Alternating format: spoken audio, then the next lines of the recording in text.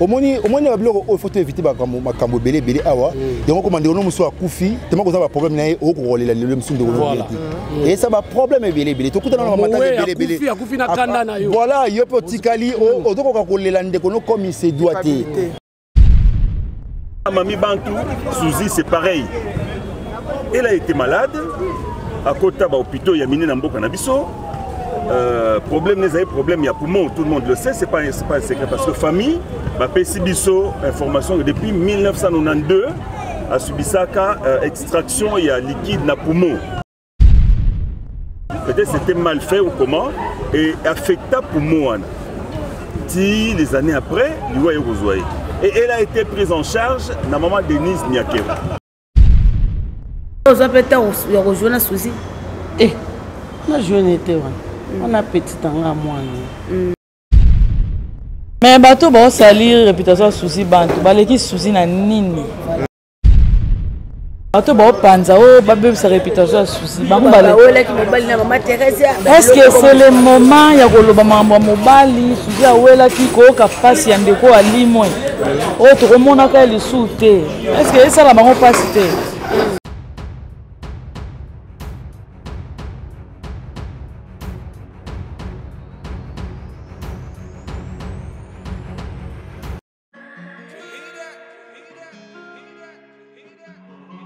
Désormais en Ngaliema, la modernité a un nom.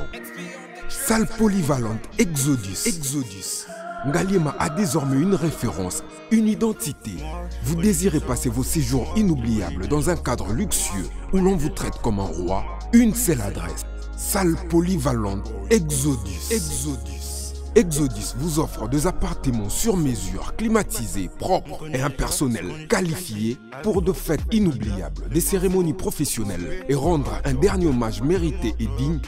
Exodus met à votre disposition deux grandes salles respectueuses. Dans la poto, dans la perruque à Kitoko, dans Belgique, dans Paris, partout aux alliés, Vanessa Airwig. Trocha numéro on a la scène de l'enrôle babonné de Rolex ma perruque on a bon ma sorte nion sur ma perruque à Kitoko ma coupe ya milai Vanessa Airwig azawana na primo abordable reçoit ma perruque na yo rocha robima chic robima ngebu. Bonsoir, bonjour, Bisekanos de Bozali, c'est moi Brown Cosmétique. J'ai eu beaucoup de messages, Bazutunanga au sol la canine pour atteindre à la uniforme.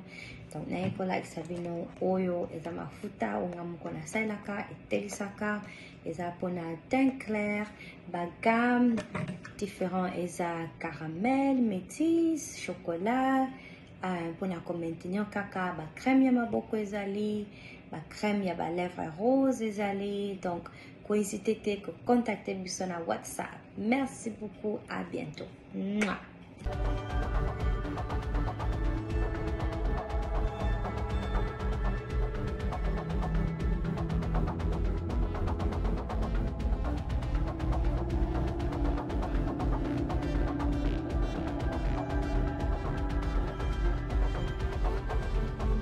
Bonne santé. Ouais, Dieu fait grâce, ça va. Bien voilà. Que nous sommes endeuillés, mais ça va. Ok, mes condoléances tout d'abord. Tout initiative, il y a des artistes sur comédien à centre culturel à Lemba et où c'est pas bien à NTPC. Bon, d'abord en premier, Suzy appartient à la corporation des artistes. L'initiative, c'est d'abord l'initiative des artistes. Okay. Moi, j'ai donné rien que le cadre, on appelle ça le cadre Oyo et Mbabi Sonyo surtout.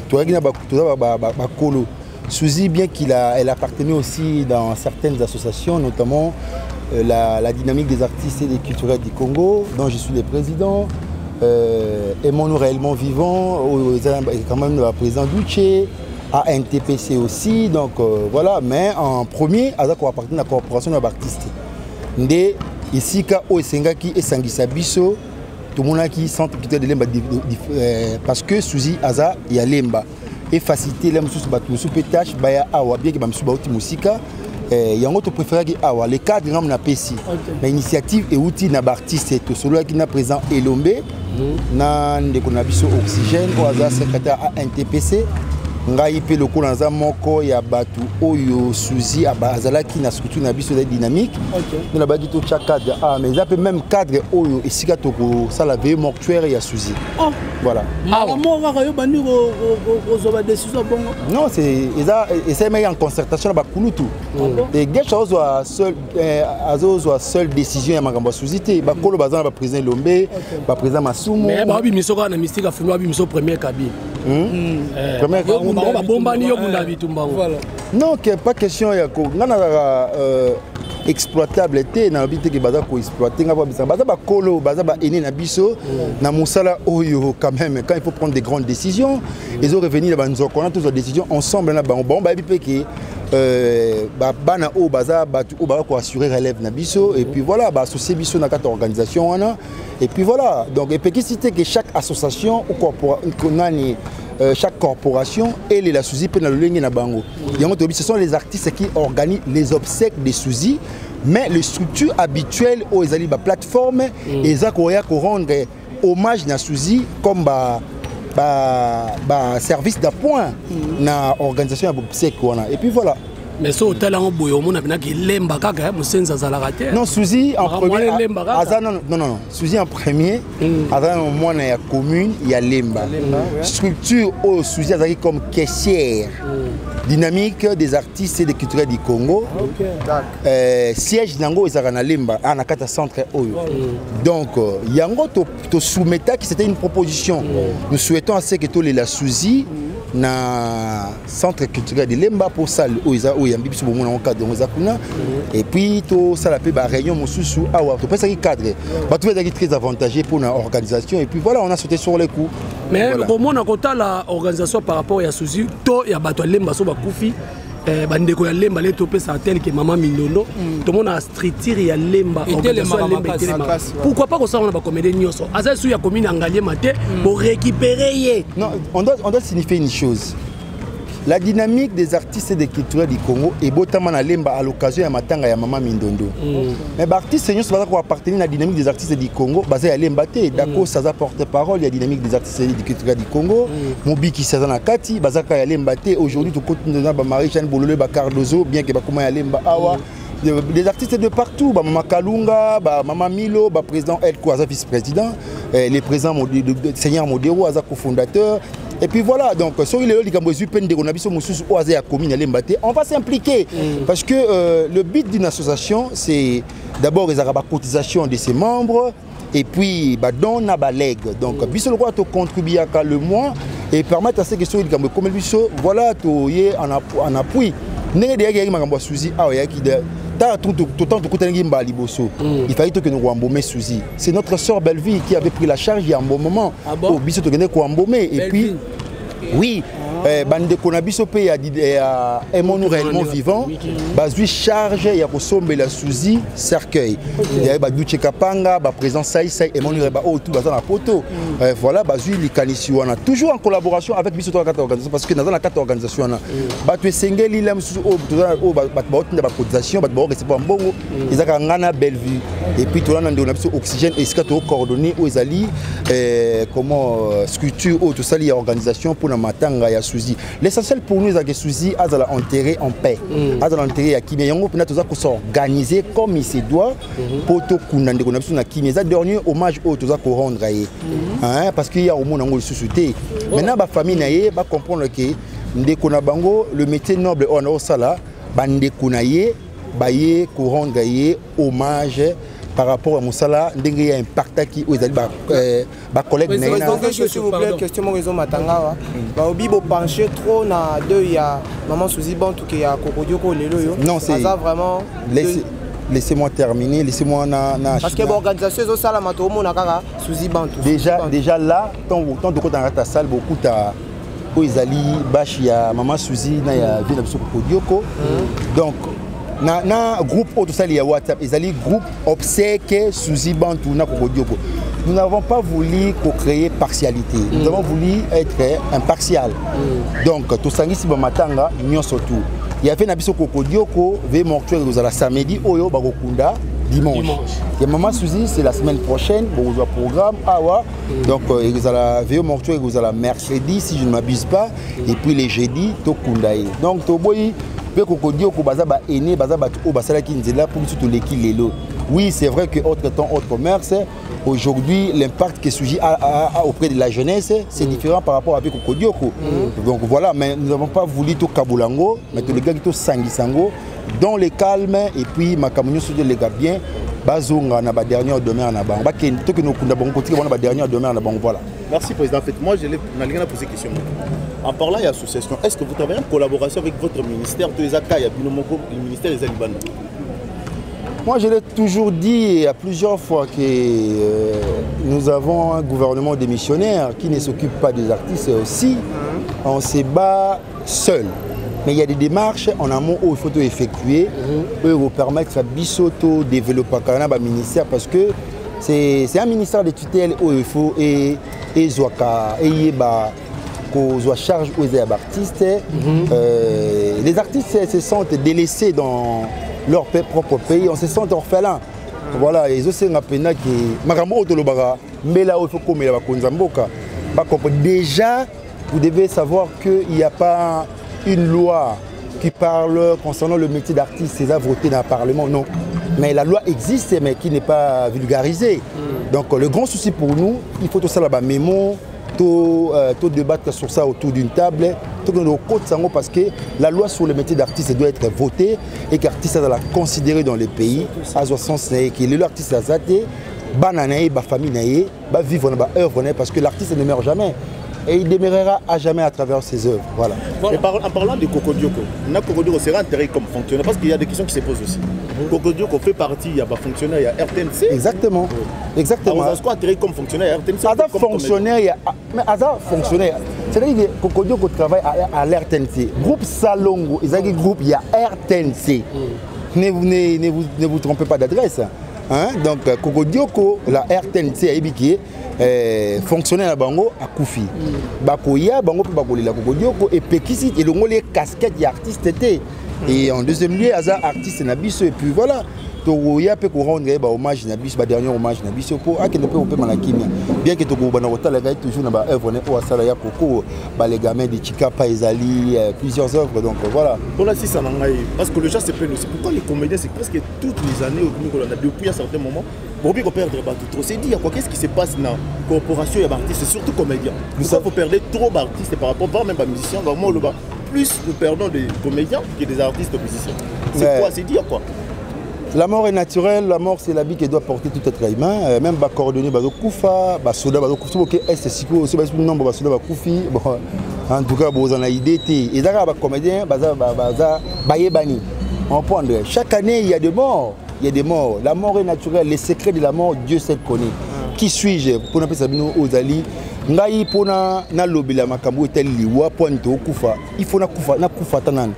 Pour n'expliquer nous point ni to kufa. Parce qu'on a kufa té. Dans le sens dans le bande. Donc il y a mon pour na kufa té. Bon na zeno kufa to kufa pour nani. Donc le secret de la mort, nzambe ndé mutaye bien. Boti que nzambe charge wana. Moi j'avais une question s'il vous plaît, président Guécho.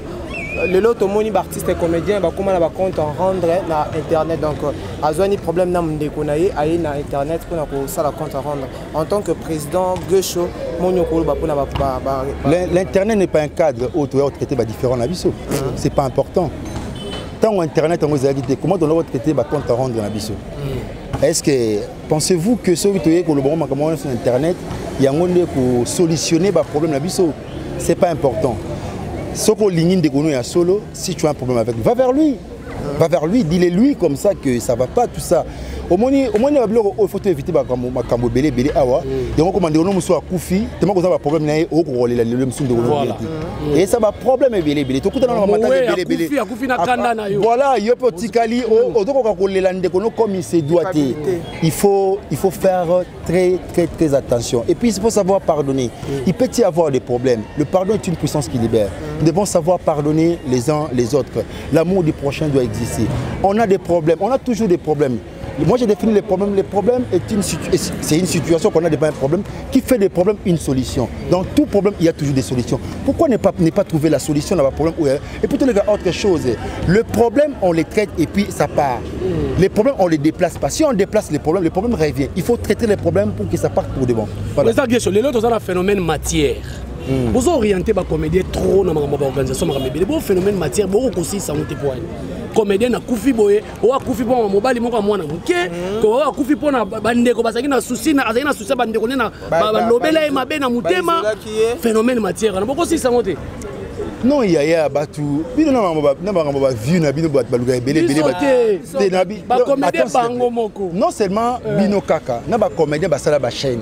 Mutalingi muso na problème akota ça ba vu. Tu sais mbongo auto luka, so to lingi to luka ngo bien té, yango me laisse pas problème belé. Parce que chacun de nous cherche l'argent à son coin et il peut tout faire pour se trouver de l'argent. Comprends? Mais il faut toujours en être sage. Nous sommes sur cette terre. Tout se paye ici-bas. Tout ça nase awa et que futa malikolo. Nyon surtout tout ça et futa maka nase. Cherchons à s'arranger entre nous to bongi ça ba problème autant ba différent entre biso na biso ba humain pour te connaître ba problème té. Hein? Évitons ma problème en matière au gérer. Est-ce que vous promettez que le phénomène matière est encore si ça? Mais suivez les émissions avec moi. Problème les gens ne savent pas respecter le mort. Même notre pays se connaît des problèmes sérieux parce que on respecter le mort ne sont pas morts. Ba vivaka pembeni na biso. Bon comprenez na ba famille na bino otandi comme on ndeko o akenda. Mais Baba qui a dit oh peut comportement il y a maman Céline il est revenu. Les morts vivent parmi nous. Nous devons savoir respecter les morts. Les jours aller vers même le cimetière. Bon traiter naka ici c'est très important pour nous. Aller dans les pays dans l'extérieur, voyager au Liban Mboka, bon on a commenté ce qui va considérer ça ils reviennent pour parler pourquoi vous êtes boy.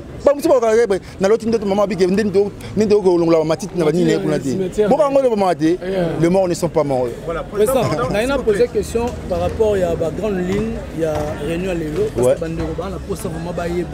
on attend toujours moins lumière du jour. Ça va la grande ligne, il y a réunion à l'élo. Puis deuxième question, moi récapitulation mon pied par rapport à il y a moi biographie à Suzy Bank na bandeko tout ba otala il a signifié que loko on va même l'interview na ye toyé ko traiter ba compte rendre na bisoté ba différent na bisoté toyé ko la Suzy Bantu akende to que nous tike na dernière demeure na ye akende ko paiement na kimia et c'est tout. Et ouais Suzy Bantu interpellé binoni. La mort nous interpelle à chaque fois. La mort, c'est l'habit qui doit porter tout notre humain. C'est quand Dieu nous fait. Et ça me rappelle que Yopé Lobi, Orokufa. Voilà, Suzy Bantu était malade. Alors, on a un problème, il y a respiration depuis 92. Depuis 92. Et voilà, et puis il y a une carte assurance.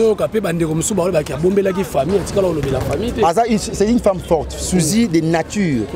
Même sur Obela. Alinga kate baye bakia obela anga offristre batute hein ngamo il y a 2 semaines na sala kinaye avant sa mort 2 semaines avant sa mort na zaki panaye a ko s'attaquer na nga poigne na bexaki na mariage na ngate ngana essayer ozaki malade ya nga te ngata yo na beli po ya no benga ami benga marraine ya mwasi nanga parce que avant na bala mwasi nanga na do kenenaye na ndaku na suite développeur donc ya benga gesho ta benga ingange de moi nga benga ki bantulog donc ça pena mon moutou quoi. Voilà. Voilà, merci. Tozana matanga ya Suzy Kagate, tozokutana lelo les comédiens pour de la matanga ya Suzy na Kokodioko. Tout ça programme global. C'est pas l'occasion de parler de bons ou de mauvais souvenirs ya bandeko. L'opinion c'est que Tokufeli Kokodioko Shimat Kalend, Tokufeli Suzy Bantu.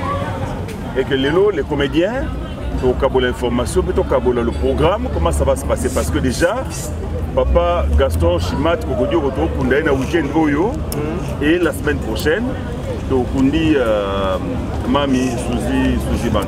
Voilà. C'est vrai que certaines langues pensent que Bazala qui négligé, les 2 morts sont des morts naturelles. Kokodioko Abela.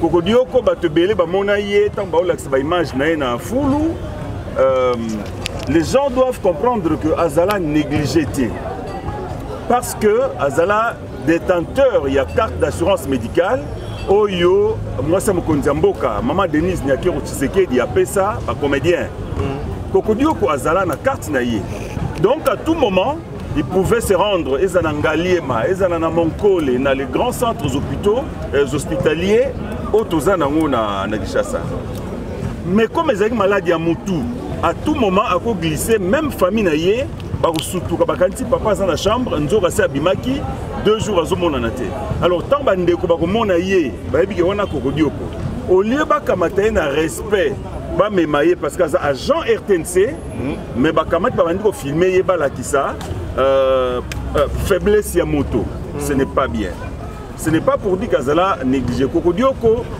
était membre de la famille à bien azaki famille pauvreté on doit se le dire grand frère Nabango Azala parmi les pionniers à l'indépendance. Monsieur Boukassa, il est en vie. Bazana ban, médecin, magistrat, homme d'affaires, entrepreneur, c'est une grande famille, famille Kalend.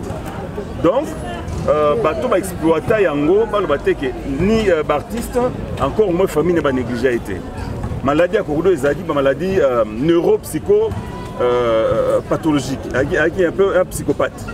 Donc, à tout moment, contre toute attente, à quoi moi comme ça, frôlant un peu la folie.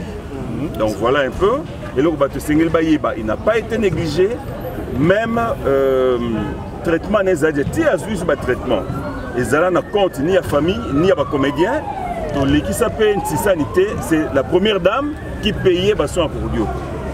Et c'est aussi l'occasion pour remercier certaines organisations locales, Tokanissa, chaque Congo qui de temps en temps sur Monaké, Congolais, c'est une bonne chose. Et comme élément de chantage, n'a pas de sous-soutien. Alors pour la mamie Bantou, Souzi c'est pareil. Elle a été malade. À côté de l'hôpital, il y a miné Nambo Kanabiso. Problème, il y a poumon, tout le monde le sait, c'est pas un secret. Parce que famille, Bisso, information que depuis 1992, à Subisaka, extraction, il y a liquide na poumon. Peut-être c'était mal fait ou comment, et affecta poumon. Les années après, et elle a été prise en charge na maman Denise Nyakero.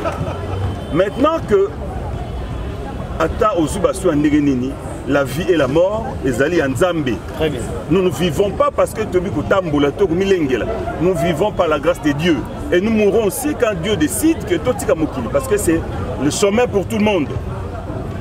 Et tant Bakoufi, la distinguée première dame, a mis le paquet comme Nenge Zalaka, Bakunda, Bandekwana Bakoufi. Donc il ne se passera pas de Tsissani, il ne se passera pas de demandes d'aide, mais il n'est pas exclu que Moutou a touché. Nazaki très bien à Kokodioko, très bien à Souzi. Non, on a reçu les robes, il y a Bakunda Nango. On a reçu les cercueils, comme nous Bandeko, il y a Aimons nous vivants et beaucoup d'autres structures.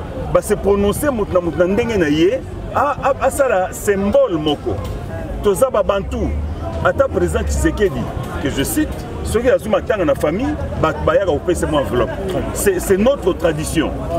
Bien que première dame a kundi bandekwana a fait moyen pour kundama dignement, il n'est pas exclu na mutu aza na souvenir ya malamu wa lingi artiste a apporté soutien à. Alors président s'il vous plaît, pardon. Non mais madame, monsieur, vous voulez m'amener où? Nous avons un président qui a remplacé papa Joseph Kabila Kabange, qui est le sénateur à vie, qui a son épouse, maman Olive Lembe, qui a beaucoup aidé les artistes et qui continue à aider les artistes. Quand tu poses une question comme ça, ben, alors vous êtes. Maintenant, nous avons un président qui s'appelle Félix Antoine Tshisekedi. Quand on parle de la première dame, il n'y a pas de ex-première dame, ce n'est pas une fonction. Ce n'est pas une fonction que non, ex, non. La première dame s'appelle Denise Nyakero Tshisekedi. C'est elle l'épouse du chef de l'État. Non, ce n'est pas une présidente donnée de tout le Congolais le savent. Président, alors, par rapport à Papa Nabiso Kokodioko, à Rokunda Mata qui est artiste et comédien, ou des fonctionnaires à l'État. Même si Papa Kouedi a été fonctionnaire à l'État, Makundama est comme qui? Comme artiste. Voilà. C'est par rapport à la notoriété. Voilà. Et c'est là? Non, président Lomé. Zali Awa, Naoki Olobi Mingi. Ma première dame, la première dame. Mais le ministère pour occuper partie. S'il vous plaît, je ne rentre pas dans ce dossier. Ministère T, nous parlons des collègues artistes qui sont morts et qui ont été assistés Nabasoué Nabango, Nakoufa Nabango. Le problème du ministère, vous êtes de la presse, je pense, allez de la culture, allez poser cette question au ministre. Merci. Merci. Déjà, vous avez été rejoint à Souzi. Eh, on a joué on a petit dans la moine. Peu cliente na il y a limbondo na na liboke. Cliente na liboke na limbondo. Comment les gars, c'est quand même bon moment au passage na Souzi Bantu. On a dit muto akanda to abaki c'est. Mais au moins il faut mon akibanjo nzinga tout bazaka bien na biso, bazaka rester na biso. Ata zala na ba motema na mukuse mais jamais alubanga likambo ekoswanga na motema te. Ka so moninga ya benga ngali ngata benga ka Cyprien. Wa kombo na ngai wanda wande. Film to joine moto joine ba film ebele. Mais après liwa mama chaque ne to joine ka film mo. Na côté anga ba. Voilà. Est-ce que par rapport à tout son art, parce que les gens sont dans mon abandonné papa tenu makasi par rapport à mon salon à salon. Dans mon thème na yona art Souzi Bantu a marqué quand même la façon de jouer là. Ah marqué te point pour azamwana ayekola musala pe ayebi. Kwa to moni alingaza vraiment na amawatozi pe mama na biso ya groupe Salongo donc au cas to so akaba mama. Donc, bonne maman, bonne santé. Santé zao. Bien. Côté lolo l'équipe de bino Souzi Bantu o ya tiki bino. Ozo pe occasion taper revendre Souzi Bantu. Moi conseil pour conseiller l'équipe moi côté à l'équipe des alakaka. Tant que bino maman obobani musala liboso na bango. Na olobani mpona ye les choses parce que tous en a les sociétés. Voilà. Ça qui n'a pas été biso. Les hommes comme ensemble. Les hommes me tapent ça. Il peut me tailler bakandingi to yaka na mukindingi pe to zonga ka. Il mo ka mutaiba. Na mutu boya mukila we bate. Moi pe na sala commentaire ya mingi zate. Les hommes bembo to yaki na mukindi. Ye azungu. Comment appelle loi ya o travailler trop kokodioko. Liwe sala capacité. Voilà. Liwe sala que sengote. Na kanise sengo sala na robota. Mina liwa sengo sala kate sala capacité. Kolela na kolela. C'est ça. Voilà. Moi voilà, maman m'a posé la question autour na yo parce que sur la tune te bato bele ba lo bato lo beli ga Souzi Bantu. Vous avez pena proche ya ko makasi toujours na film le gamin de Chikapo wana ndeko nanga voilà ya lokola ndenge na bungisi Souzi ndenge na bungisi pe kokodio zo ka po biso so to a famille na kati ya Salongo zo comprendre elo ekamusi biso to mesana ko yemba nzembo bosunga mais na moment to loba o programme ya kokose bini eza longonya na RTNC papa ngana olela ndeko na boya commenter to pesika longonya parce que to boni programme ebimi ba mais ya sala na RTNC va kunai voilà merci beaucoup vous comprenez que alinga za na émotion na ye mais bato ba salir réputation Souzi Bantu baleki Souzi na nini komona ndeko mwasi bongo ka ndenge azala ne bongo mutu nyonso na mabe na malamu na ye Souzi abandaki koseka malgré mabe na ye po vivre na mabe na ye mais azaki na miso bato boye azaki bien azaki pesa image mo ya bien o ezaki elo mo ya motu ya yango wana bato ba panza o babe sa réputation ya Souzi bango bale est-ce que c'est le moment ya koloba mambo mobali Souzi awela ki ko ka pasi ya ndeko alimo o to komona ka lisu te est-ce que ça la bango pasi te bato ba loba na bango nde baza malamu Souzi za mabe ebele ozomona bango na internet awa ezala ba comédien ezala ba journaliste ce sont des hypocrites ebele azolela mais azalaki bien na société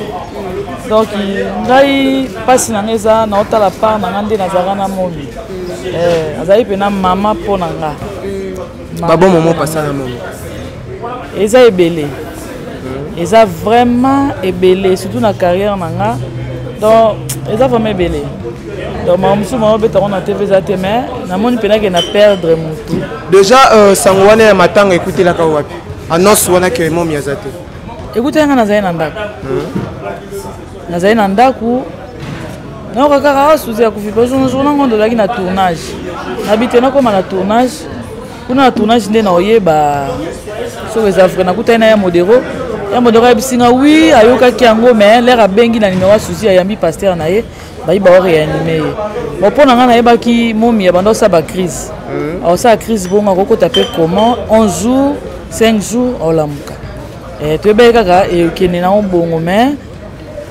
tokamwe ti bareanime esimbi te liwa ya momi lelo interpellé oni lelo liwa ya momi interpellé ngai natika mosalo ya théâtre tika boye donc elakisanga mpe nake natika mosalo ya théâtre baraison na oyo otikela mosalo raison na nga nakoma rare mpo na baresponsabilité ebele na église nasalela na nzambe na nga nakoma rare bamese eza ebele na bagambela na bazandu nakosalanga mpe bavoyage na nga naosala bacope na nga liwa mo mpena interpele nga fona tika théâtre mpo komona salite ozobima na bato bazalaki bapire momi ebo siko babiso ozalaki nga natanga bakoma bato na émission te nga maso otie caméra boye na otanga kombo ya mutu te mpo naomona importance nango te donc momi nde aza wana très belle gentil propriété nyonso kitoko nyonso wana eke bato baobanga te bilamba ekobungisa ndeko mo ya bongo akei botuvango normal bomoteke bandoki baza ebele mais baobi bino bomipesi trop na deuil ya momi bosabote deuil ya kokodioko nga kokende nga na polémique te donc tosalaka analyse nga kokende nga na polémique wana te biso baoyo towana choc towana pasi makasi ne mosusu bato baovanda baosala baanalyse ezanga ntina motu na makolo peut-être bango baosala fete donc ti biso tokufaka bango baosala fete ya bongo ti donc ta wana eza te merci c'est bon merci beaucoup par la grâce de Dieu déjà lelo tobungisi tokufisi une grande personnalité ya mboka na biso maman Suzy Bantu oyo a travaillé vraiment mingi na domaine ya théâtre collègue na yo sangwana déjà ekutelaki yo wapi olobi mpe aussi cité ebongo vie kokodioko na vie kokodioko bien te vie kokodioko okuta asali koleka ndeko na biso Suzy na babiso oyo toza vraiment sango esalaki mabe kaka yoyebi likambo liwa babetela yango maboko te ezalaka toujours mpasi na motema nde nakoki sango wana dabord kutokaki na tournage na biso oyo totournaka ya le tribunal ngai nde ya partir ya ngai oxygène ayaki kidiba mokonzi azalaki kidiba bango te bayaki kidiba mais na tshombo na nga nazomonaka bamessage Suzy Bantu motika masa bayaki wana mais ta bamessage oyo nga nazozwa oyo ya Suzy Bantu asili kotika biso vraiment tokataki meme na tournage donc esalaki mpena bien mpena te vraiment et lelo oyo bamakambo ebimi vraiment trop na internet kolobaka Suzy Bantu awelana nana naza vraiment à la base ya liwa ya Suzy Bantu en tant que mobali elo onyo koloba naza na commentaire mote mpo naza na information précité ok donc naza mpena na information moko te oyo kenga nakoki koloba ezalaki boye te ezalaki boye biso tozomonaka likambo oyo ekweli biso na militi oyo nyonso ezolobama gauche à droite bango moko bayebi le pourquoi oyo bazoloba ndeti ngai nayebi eloko moko te donc naza na commentaire moko aotya wana te babo momo pasa na Suzy Bantu très bien denema kutu avant wa 2 semaines to 3 semaines aliwa na ye tozalaki na tournage epa na bango ngai tito modero tozalaki wana totournaki mpe tokendaki totaki ye na ndako alataki na kanape bon ndeni yaya okima boye na ndenge ezalaka kaka bulo na biso kaka ndenge ezalaka mais dommage nzambe asali oyo esengeli asala mpona Suzy oyo asali mpe na bie kokodioko ye moko ya mais lelo oyo kokufa ya momi Suzy Bantu elobami te azalaki déjà na bablessure apeti mpe kolobaka baartiste baizolaka ye bazalaki kobenga ye lisusu te nde bashok wana mpe contribue na liwe na ye nasepelaka na bainformation moko mpo ezalaka kaka oyo bato bakanisi non parce que ebima pena toyokaka parce que ye abendaka bato bamoto parce que ye aza sirène donc c'est ça nayebi te on a été na wolo ba kitam super loko ilo ba maki yo kinga ba abandonner nga et pas ipe ya pauvre quoi pololo ilo ba maka te ba abandonner ba ça non artiste ça toujours artiste nde toza boye même ngamo pene na zape bona sala peta msusu pe 2 semaines 3 semaines pena ke ba tournage te sikona olobani ba abandonner nga non ezana ba moment et pe na ba casting auto sala ba ebike na kozwa oyo na kozwa oyo na kozwa o pe pesa le meilleur zaka te ke casting no salika pona pirio tamsu pona kingani non donc loin de là na yebi ngote po benga ke soutenir na ba tournage moi c'est que to ko bon a jouer bien yo ndimi ngo. Est-ce que Azala qui visiter bino ba collègue na ba frère na yebu wande ko visiter na mbeto hôpital? Mais pourquoi pas? On va juste en baquer va visiter parce que tout ça qui na yé ndenga mabete ou titre zoya bo solo na yé tout ça qui pa na bango po bango bana lupango nene tourna awa tout ça tourner et tam se bena ba téléphone tout ça bien na siko liwa o ezote ya bino nini puisque collègue na bino na combat pasteur de la foi annonça déjà le moko lobaki liwa telemi mingi na ngamba ba artiste comédien asali sa campagne misubu kenda kiti maintenant liwa tout moni ezo sopana ezote ya bino nini to pesa pasteur de la foi raison te déjà raison te pour y aza mosali nzambe qu'on peut te couper raison qu'on peut ils ont mal au banzambe mais et là on est tous c'est mon année déjà comprendre toute révélation aussi c'est mon année ça quand on déjà dans une licence tous à battre quand on s'est fait à charpentier peut ba kufa vous comprenez banani peut na ba domaine tout ça kufa na ba liwanza menem ta sala tout juger côté wana mais j'espère que liwana yé interpellé nelo moko o tirer les sons na monika ezaliwa on trouvera normal ezaliwa normal na okufa na ye na asali un jour na koma akufi et po azongi po lelo a se repentir na batu abongisi na batu po nzamba juste molimo na on a lobité nyote zaka nzambe mabongisi na ye naza commentaire au tete surtout que na likambo ya liwa po eza makelo nzambe mutasala naza na commentaire mote elo oni oloba na ba artiste comédien nyonso lelo yo baza éprouvé et puis ba o ba oleka na ba internet po na oloba ba n'importe quoi mes condoléances na ba collègue nyonso tout kufili ndeko na biso na yaya na biso babengi kokodioko okozo parler ka toujours na Suzy Bantu mais toza dédé donc vraiment ouais secrétaire CG oxygène donc na ba collègue na ngai toza kana bomoko toza na bolingo na banda nzamba osa grâce ko yesi na ça zakali kamba bolingo ko nzamba tindi biso toza kana bomoko na bolingo. Collègue c'est bon, merci beaucoup. Merci. Programme pas président Lombe, ACG, président Massoumou. Bon, après ça, nos programmes, les lobes, vous jour et Kobima. Dans la Yébi, déjà, mais vous voyez, bon jour et Kobima. Pour nous appeler membre d'organisation, il y a maintenant un souci bantou, il y a un coco. Ça, en tant membre du comité. Donc, vous voyez, bango, maman a le bango, mais bon, ça nous m'a ramené ce programme, mais la semaine prochaine, les bourrés, programme, tout. Dans de bonnes conditions. Moi, je me souviens, moi qui peux être souci d'abord, Azan de Konanga, tu vas dans la commune Moko. Souci n'a pas d'abord avant dans sa théâtre. Pour dans sa théâtre déjà avant. Donc, il y a des soucis avant, après, il y a un théâtre, tu commences à aller à théâtre, King, tout ça, on est pas en tournée. Là, on a comme un film, mais on a comme 100 films. Souci, je n'ai pas dans 90 films. Donc, c'est ma soeur. Il y a beaucoup d'aventure, il y a ma ramonion. Donc, ma ramébélé peut être dans un bébé, tu soleil peut bébé. Dans le rôle, on peut devant la presse pour été. Donc, Azaman Deko, il y a Sakanate. Azaman il y a Sakanate. En plus, Azaki financière, la dynamique des artistes du Congo. On a la vice-président, quelque chose à président. Donc, la dynamique financière. Donc, dans aussi, il y a finance, il y a des Congolais qui souci bande. Donc, c'est tel quoi. La trésorière, donc c'est comme ça. Il n'y a pas si.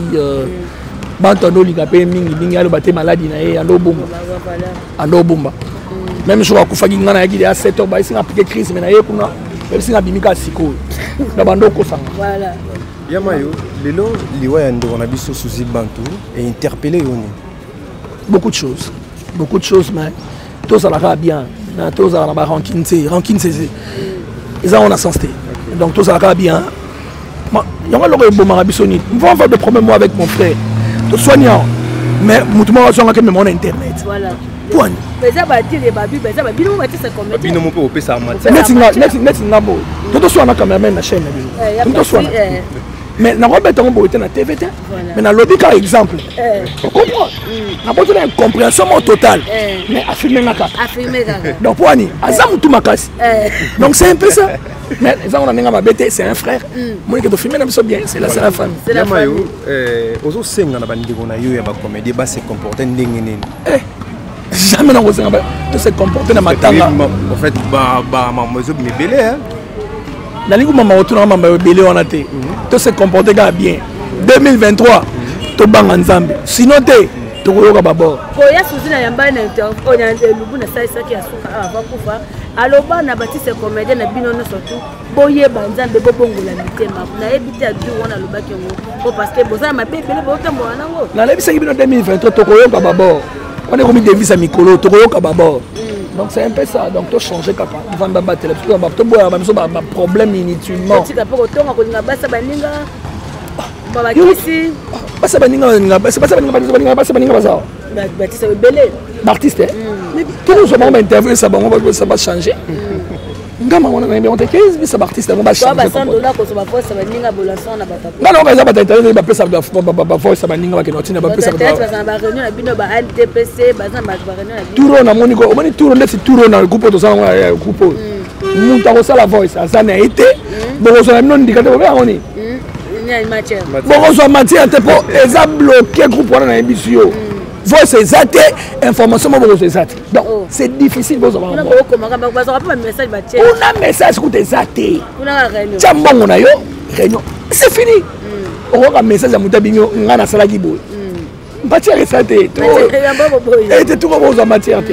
Bande ko pa libanda ya poto na ndenge bosali ba organisation bazo le la civile ba organisation bosali ba programme basali ba causation déjà bazo déjà bani la bande ko théâtre belé à poto déjà batini ba cotisation na bango vraiment je vous remercie tout le monde a tini ba cotisation na ba tout nyonso donc souci bantu ba théâtre presque nyonso à poto ba sali ba cotisation donc vraiment merci beaucoup na ba tout nyonso ba sali ba cotisation na bango Yamayo c'est un peu ça le théâtre ya Congo évolution au monde ça évolue mais il y a trop de problèmes.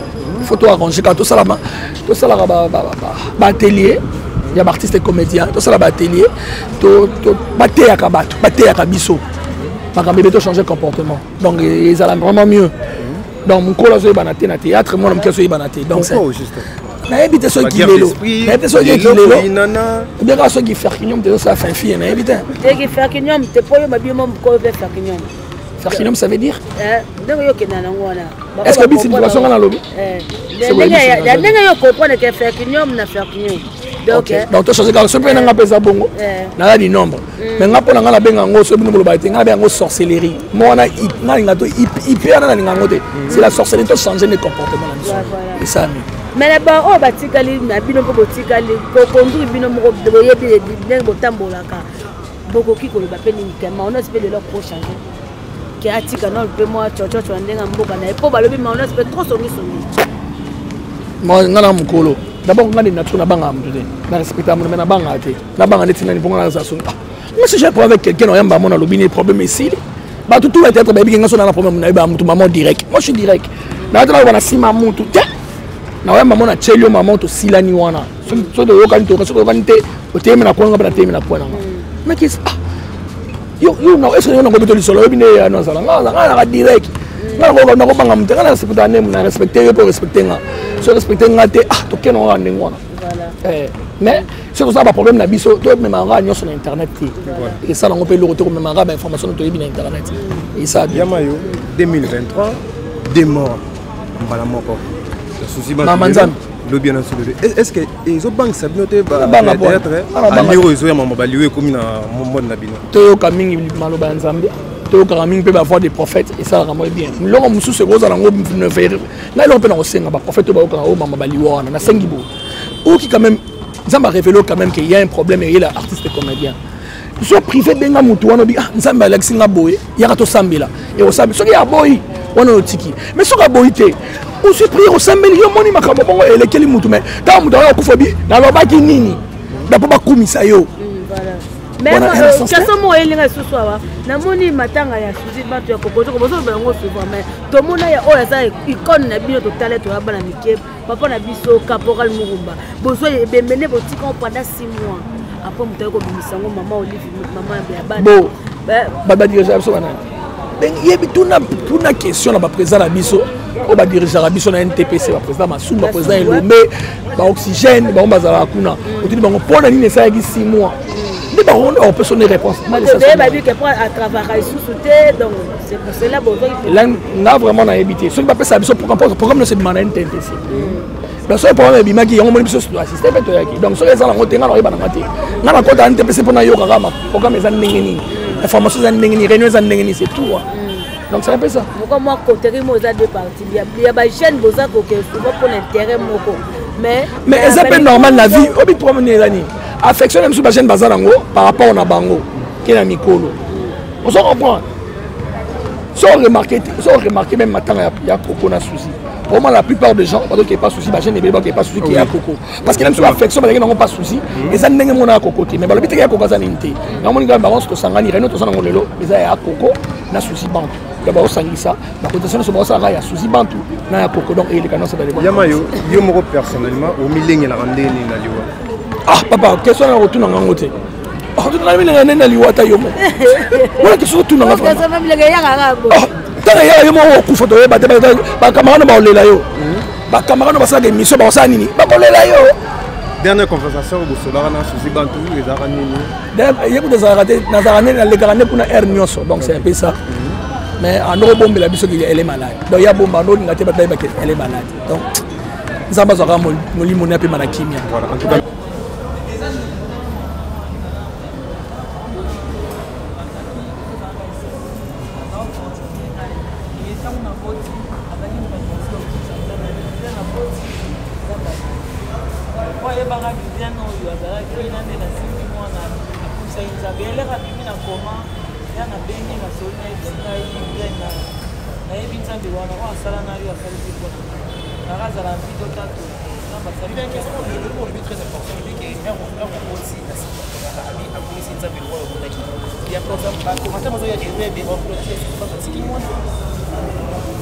est-ce que c'est important dans le monde? Est-ce que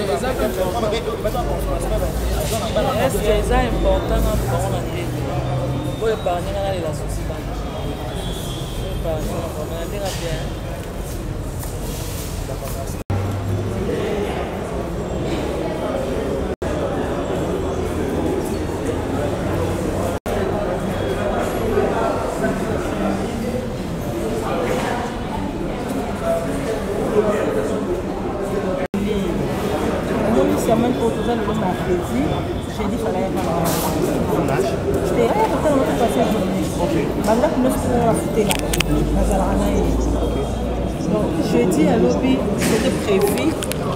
C'était prévu.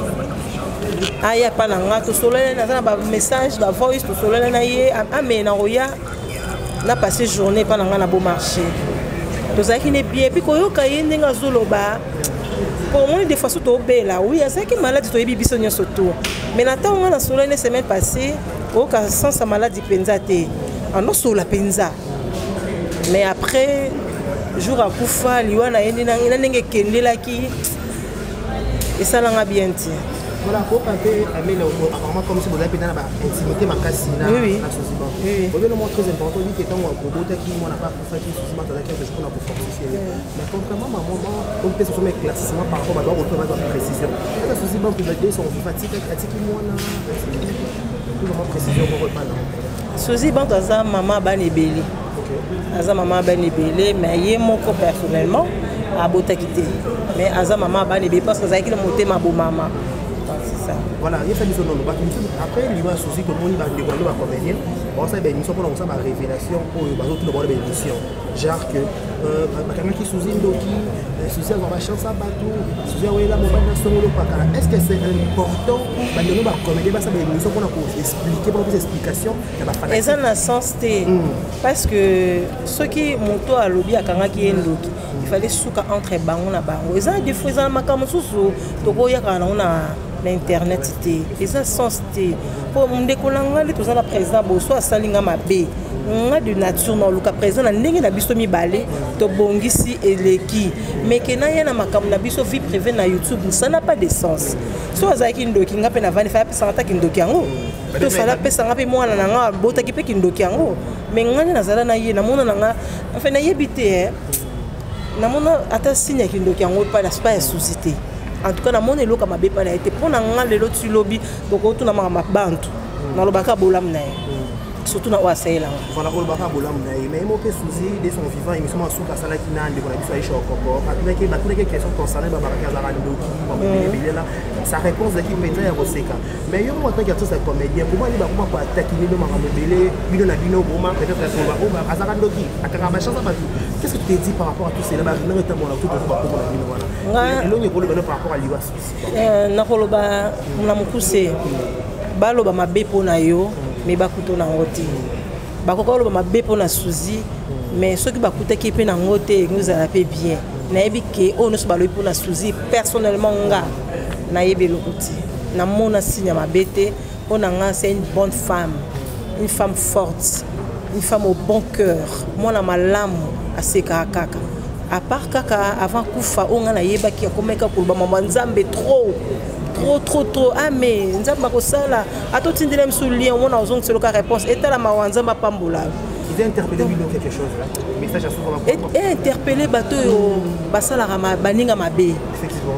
interpellé bango o bazana na bolingo te interpellé bango liwa Suzy mo sapembe akoti mabela lekinga ne lokote ngape na lekine lokote meyo tozolela Suzy toyebite lobiso pe kozala nani yango na toto za de son vivant boye to lingana to za na bomoko to tonga baninga na sima mokongo te c'est pas bon to tonga baninga na sima mokongo te voilà message je repose na bande kono ba comédien par rapport à tout le dédé bon na ngoya kokodio ko na message ni ya paix ya kimia repose naza vraiment na message te donc to la cas Suzy na kimia parce que yemo kaza yemo si ya kimia polémique ezalati merci.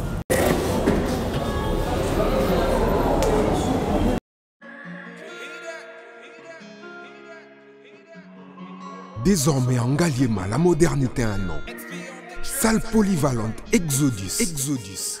Ngaliema a désormais une référence, une identité. Vous désirez passer vos séjours inoubliables dans un cadre luxueux où l'on vous traite comme un roi? Une seule adresse. Salle polyvalente Exodus vous offre des appartements sur mesure, climatisés, propres et un personnel qualifié pour de fêtes inoubliables, des cérémonies professionnelles et rendre un dernier hommage mérité et digne. Exodus met à votre disposition deux grandes salles respectives. Il y a Sika et Yumi avec la nouvelle formule de la pommade Toza Awatai, une pommade à 100% satisfaction, une pommade à base de plantes naturelles et là pour vous satisfaire bien sûr le femme et là pour vous mettre en valeur pour vos agrandissements de fesses, seins, mollets et hanches. La pommade Toza Awatai est là pour vous satisfaire.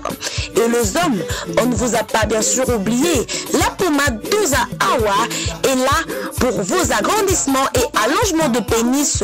Nous sommes sur www.tozaawatai.com et le numéro des contacts 06 05 50 23 18 06 05 50 23 18. Soyez les bienvenus.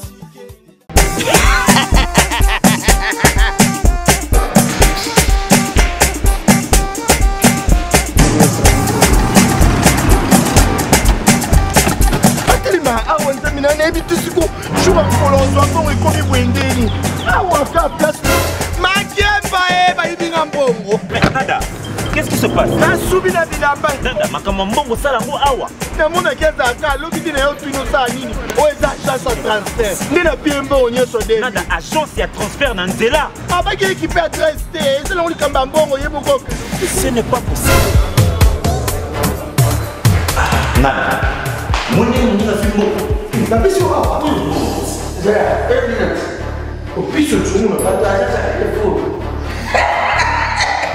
biso ba estoka biso mbongo na nzela kama yeye kutumia mbongo ya mwasi yeye na manende kwa hiyo kwa baraka bana Sao Katanga, Paya Bipai na Bipai, Yasika Eye, Lelo Neke Tozolo Baboye, Agence Nabino ya sur FBT et comme une adresse ya sur Chef Katanga numéro 5 entre Njamena na Kambo.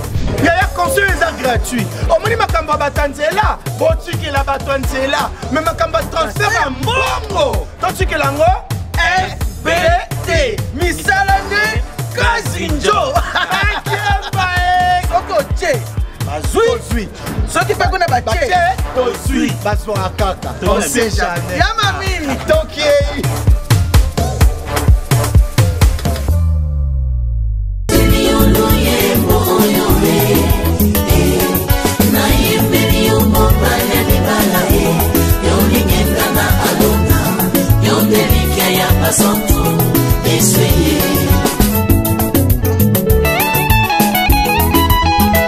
Yozani kosina yuda ye yoni bangana talo. Yozani kosina yuda ye yoni bangana talo. Na bonzeli motema nanga ye ya Yesu na bonzeli motema nanga ya lokola abele abonza kimbeka eba ya papa na yembeli yoni bangana Dawidi ye oyo salenga ezomonana. Exemple TV qui toque, rien à dire. Abonnez-vous massivement sur Exemple TV. Batou Bolinga Nada, encore comme il y a ça Péric Boy. Il faut s'abonner. Vous s'abonner à Exemple TV. C'est Exemple TV. Vous s'abonner à la chaîne YouTube. Exemple TV qui toque, rien à dire. Yaya, un exemple à suivre, cette fois-ci Exemple TV. Si on voit exemplaire en autres, on va s'abonner. Exemple télévision, c'est vraiment un exemple à suivre. Il n'y a pas de polémique, il n'y a pas de conneries, il n'y a pas de... C'est vraiment... Il y a dans la lignée, il y a dans la nzela.